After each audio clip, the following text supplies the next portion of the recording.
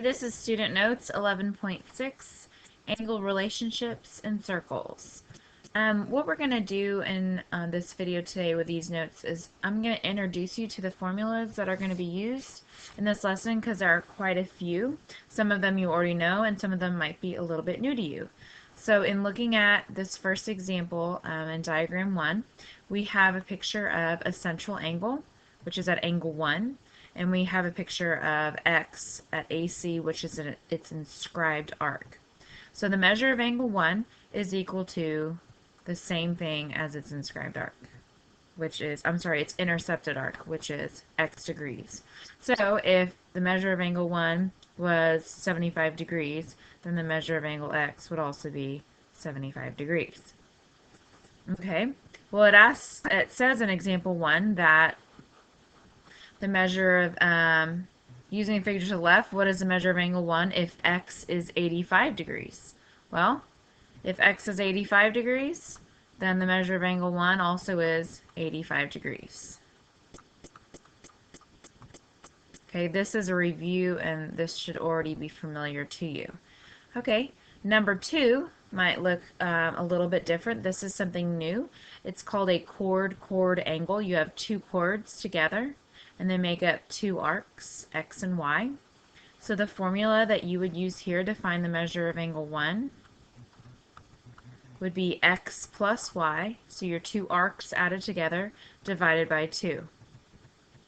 Okay, so let's look at example 2.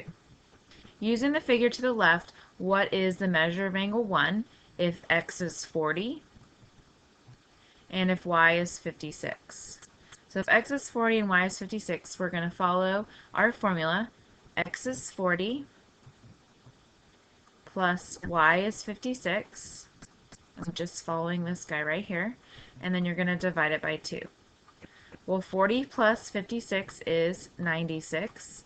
And then divided by 2 would be 48 degrees.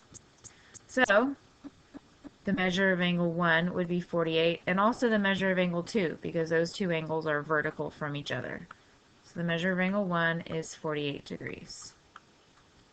We're going to save example number 3 for class. So let's move on and look at number 3. Okay, this is an inscribed angle, and we actually learned about this yesterday with an inscribed angle.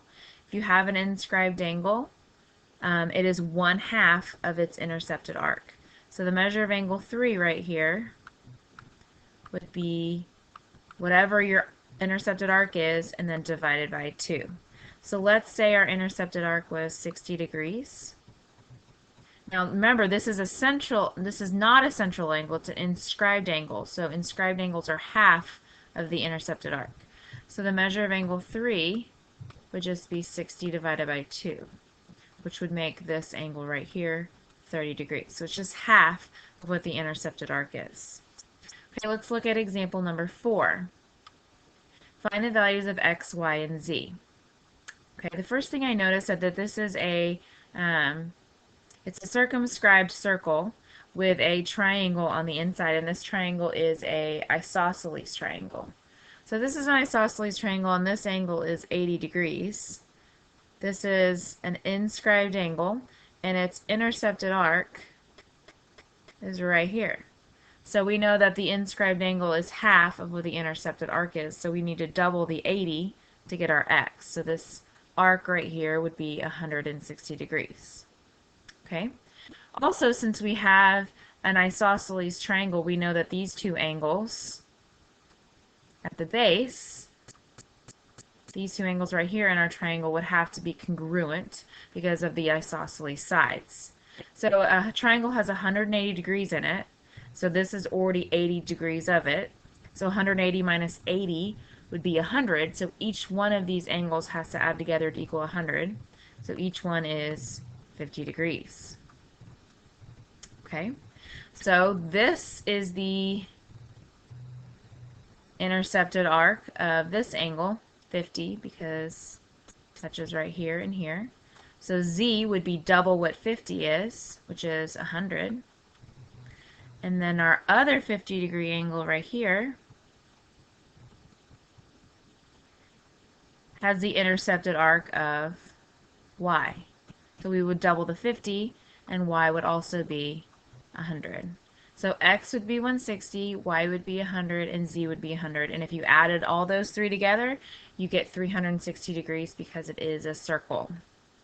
Okay, we're going to save example 5 for class, so let's go ahead and move on to our next page. Remember, today we're just introducing the formulas.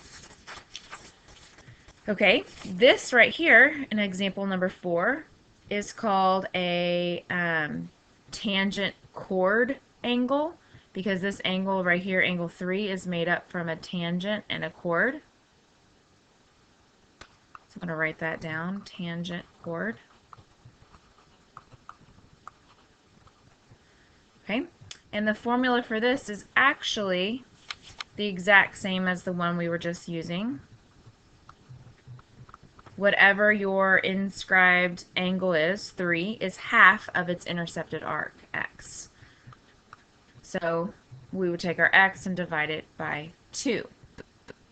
So let's go ahead and look at example number 7. So here's an arc of 130. And we want to know, what is the measure of angle EFH? Well, EFH is right here, this angle right here. So this is the inscribed angle, and this is its intercepted arc.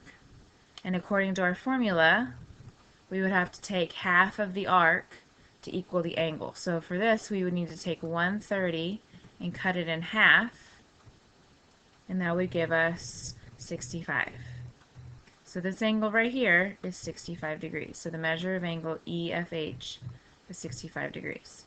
Okay, the other thing we need to find, according to this problem, is the measure of arc FG, which is right here.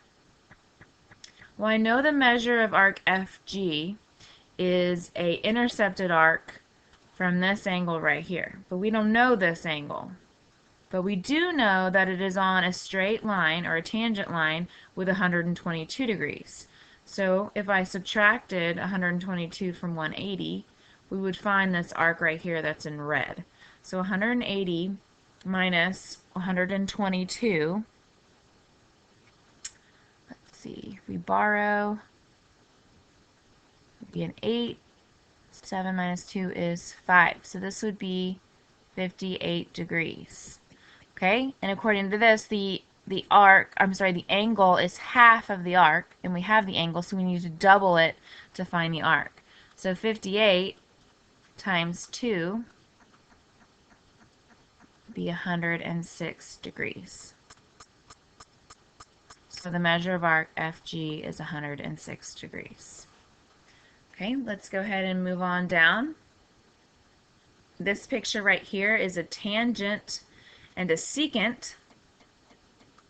So this is a tangent secant angle.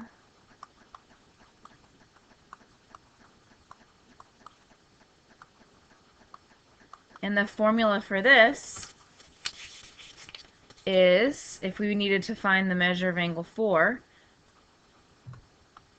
you would actually subtract the y minus the x, so this arc here, the big arc, minus the small arc, and divide it by 2. The big arc minus the small arc divided by 2. Okay, so I'm going to go ahead and assign some numbers here. I'm going to make y 100 degrees. I'm going to make x 60 degrees. So we would need to find the measure of angle 4 by plugging it in here. Okay, so the measure of angle 4 would be equal to the big minus the small. So 100 minus 60 divided by 2. 100 minus 60 is 40. Divided by 2 would make the measure of angle 4 20 degrees. Okay, so that is how tangent secant angles work, and we're going to save example 8 and 9 for class. So go ahead and turn to the next page. This is a secant angle because you have two secants here, and it forms this angle out here. So this is a secant angle. And you actually use the same formula as a tangent secant angle, which is, in order to find that measure of angle 4 out there, you would take the big arc, which is y, subtract the small arc, which is x, and divide by 2. Same exact formula. Okay, so let's look at example 10. Okay, here's the angle we're looking for. We have our big arc, but we don't know our small arc right here. So we need to find it because we know this arc here is 88. Okay? What is also good is we know that this is a straight line, and we know that straight lines have 180 degrees in it. So if we take 180 degrees and subtract the 62 and the 88, we could find this small arc right here. So first thing I'm going to do is add the 88 and the 62 together. So it's 150 degrees from here all the way to that point right there. So we just need to find this small arc. Well, obviously 180 minus 150 will leave this small arc right here as 30 degrees.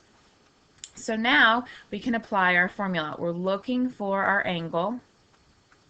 So we're looking for basically this, and we need to apply our formula, y minus x divided by 2, or big arc minus small arc divided by 2. Well, your big arc is 62, and the small arc is what we just found, the 30, and then we're going to divide by 2. So 62 minus 30 is 32, and then divide by 2, 32 divided by 2 is 16. So this little angle right there is 16 degrees. Okay? The last formula we're going to talk about today is tangent-tangent angle, because we have two tangents and they make this angle right here. Tangent-tangent angle is the same as secant-secant angle and tangent-secant angle. It's the same formula we've been using, which is measure of angle 4 is equal to the big arc, which is y, minus the small arc, which is x, divided by 2. Big arc minus small arc divided by 2 gives us our angle. So let's look at example 11. 2 of the 6 muscles that control eye movement are attached to the eyeball and intersect behind the eye. If the measure of arc AEB, so this major arc from A all the way to B, is 225 degrees. Okay, that's our big arc. That's our Y. Okay. Find the measure of angle ACB. So we're looking for this angle. Before we do that, we need to find the small arc from A to B. Well, we know that the distance around the entire circle is 360 degrees, and we know that 225 of it is taken up by this major arc, and the rest of it is the small arc. So what we would just need to do is subtract 360 minus 225. And when we do this, we get 135 degrees for our small arc. So then we would just go ahead and follow our formula. Big arc, 225 degrees, minus our small arc, divided by 2, will give us our angle. Okay, well, what is 125 minus 135? That is 90. And then divided by 2 would give us 45 degrees. So this angle right here that we are looking for, the measure of angle ACB, is 45 degrees. Okay. Example 12, we're going to go ahead and do in class together. And so we're going to stop right here, and I will see you guys tomorrow.